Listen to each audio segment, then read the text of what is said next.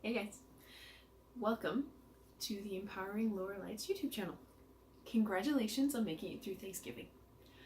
I hope that Thanksgiving was a marvelous experience, that there was lots of time with family, there's lots of good memories made, there was good food if you're into that. Whatever it was, I hope that today was a good day. And I also understand that with it being a good day, if maybe there was some weirdness involved too. Or if you're kind of going, oh, do we have to do this again for Christmas? Or, oh, December. Any of those things. If those thoughts have kind of been going around in your head, then this video is for you. I would like to share my 5 secrets to beating the wintertime blues. Maybe you are just feeling a little bit overwhelmed because of the holidays. Maybe December and snow and darkness just isn't your thing. Whatever it is, I have 5 tips that can help you with that. I'm going to tell them, I'm going to give you just a really quick, here's the list, and then I'm going to go into each one of them so that you can kind of know a little bit more about what I'm talking about. Tip number 1, or secret number 1, is keep a consistent routine. A lot of times your kids are going to be out of school, you're going to be out of a work routine, things are going to be a little bit jumbled. Keep yourself to that routine. Your body and your spirit need routine. 2, write down all the thoughts in your head at least once a week. Maybe once a day if you need that. Our minds can get going so fast with work responsibilities, with family responsibilities, Christmas parties galore, all of these things that are happening, so writing them down can help. 3rd, when that plate of goodies comes around, have one. Feel free to have one. Enjoy it. And then when you want to go for like your 3rd or 4th one, say no. You're not denying yourself, you're just being wise because your body has limits. And guess what? You feel empowered when you do. 4, write down what you are grateful for. Take time each day during this busy season to write down 3 or 4 things that you're grateful for and really be mindful of them and watch for them through the day. And then 5, now you can do this for as many people as you want, but I would encourage you to write at least 1 text, email, or note of gratitude and give that to someone for Christmas. Okay, you made it through the list, you made it through the secrets. And now if you want to deep dive with me, we're going to go a little bit deeper. So the first one, have a consistent routine. I know that when I was in school, when I was in college, I loved the holidays because it meant that I could sleep in, I could stay up as late, I could read a book, I could kind of do whatever. And what I'm finding now that I've been working to set a consistent routine for myself, I don't want that anymore because I understand what consistency gives me. By having a nightly routine every night and having a list of things that I do and having a routine when I get up in the morning, I know that I'm going to be centered and I'm going to be focused every day. Last night, I'll admit, I was like, I don't have to get up, I don't have to go to work tomorrow, like I can just kind of stay up. But I felt myself drawn to this schedule because I knew that it would help me. So as you guys are kind of prepping for the holidays and thinking through, I would encourage you guys to think of ways to keep your routine. Yeah, I mean, give a little. If your friends all want to go to a late night movie, yeah, that would be great fun. But as you think about this holiday, is every night one of those nights, or is it going to be a special occasion kind of a night? I think that you'll find that you will feel a lot better. You will feel a lot more energized and ready to take on the day if you keep your routine than if you let it slide. Because have you guys noticed that you get to like January 3rd and you're like, I am exhausted, I'm so tired, like, thank goodness Christmas isn't for another year because I have to recover. That's so sad. Like this holiday time, I'm hoping for snow. I'm a total snow fanatic. It's my favorite time of the year. I love it, but it's really hard to fully enjoy it if I'm exhausted. So secret number 1, make sure that you are keeping your routine. You're getting the sleep that you need so that you can fully embrace what's coming.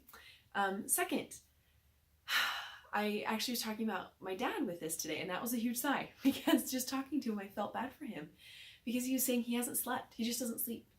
He has a long-hour job. He gets home. He's tired all the time, and so he's just like, I just need downtime. Totally get it. We all need downtime. But he's not sleeping at night because his brain is just going.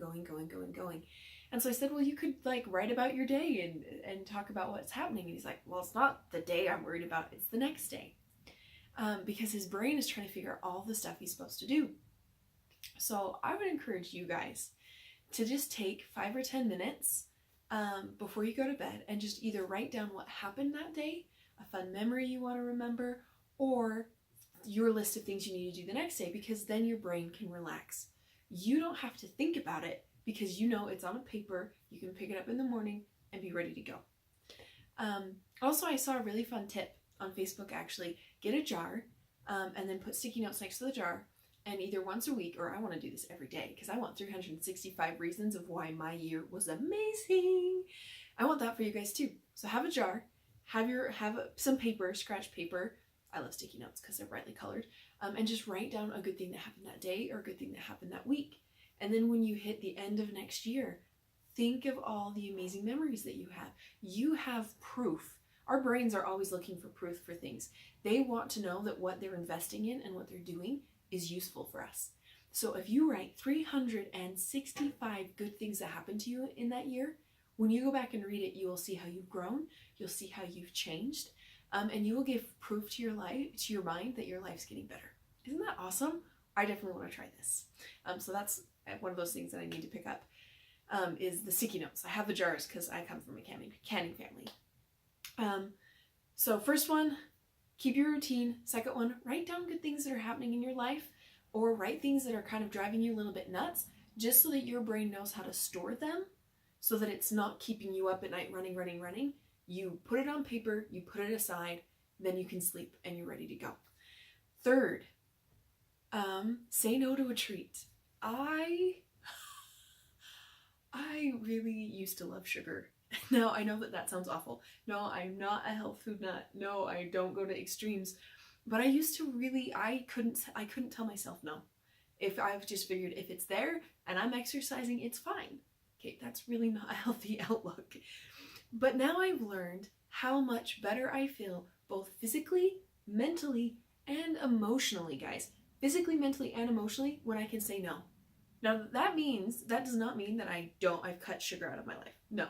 If we bring donuts to work, I'm one of the first ones in line. But I say yes to one and no to two. And that's the key here.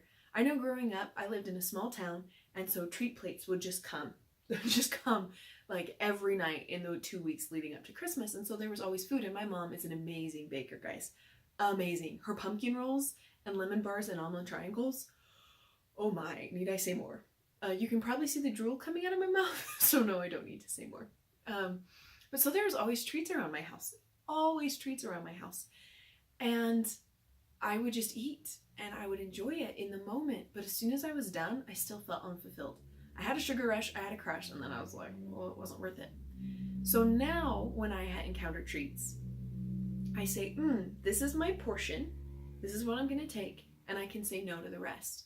And in doing that, not only am I making a healthier food choice in the long run, but I also feel empowered. And that's what we're all about here, guys. Empowerment. That I said no. That I can say no. So that is a fantastic gift. To give yourself this Christmas is the ability to say yes and the ability to say no. And then fourth, write down what you're grateful for. I was actually just given this challenge this week, and it's been amazing because it's 105 things that you write down in 7 days, which equals out to 15. 15 things that you're grateful for a day. And as I've been working on this challenge, my brain is in gratitude gear all the time because 15 feels like a lot. It's really not. When I sit down to write it, it's really not that bad. But my brain now is constantly looking for it because I want to have stuff to write down on this list. And you guys, 15 is fantastic. 4 is also good. Or I should say 4 is good, 15 is fantastic. So you guys can choose how many you want to write down. But I think that you'll find that it is an amazing, amazing way to stay on the positive this Christmas. Because I know bills can pile up sometimes, stuff can happen, your car breaks down, your child gets sick, any of those things can happen. But by you counting the good, you are teaching your brain how to always be seeking the good in whatever situation. So I think that's going to do wonders for you guys. Actually, I know it is because it's doing great things for me. And then last one, Hank Smith actually shared this idea. So I'm giving a shout out to Hank Smith. This was amazing. But he said, he told the stories of the lepers, and I referenced this actually in a video a little bit ago, about how all 10 lepers that Jesus healed were grateful but only one came back and showed gratitude by saying thank you. So all 10 of them were healed, but only one of them was made whole. So it's amazing to say that you feel gratitude and to say, oh, I'm grateful for these things in a very kind of big, specific way. But what if you brought it down and you chose one person that you think could really use a pick-me-up, or what that one person on your list you have no idea what to get them, either one of those options, and write a letter to them thanking them for the amazing influence that they are in your life. I'm so excited to do this because I feel gratitude I feel grateful in my heart, but I sometimes have a hard time letting it out, and so I'm really excited to take this challenge for myself. So I hope that these 5 secrets, I've repeated them a couple times, but I want to make sure that they're really well in your head. First, keep your consistent routine. 1 or 2 conscious choices of, oh, I want to do this activity, totally worth it, do it.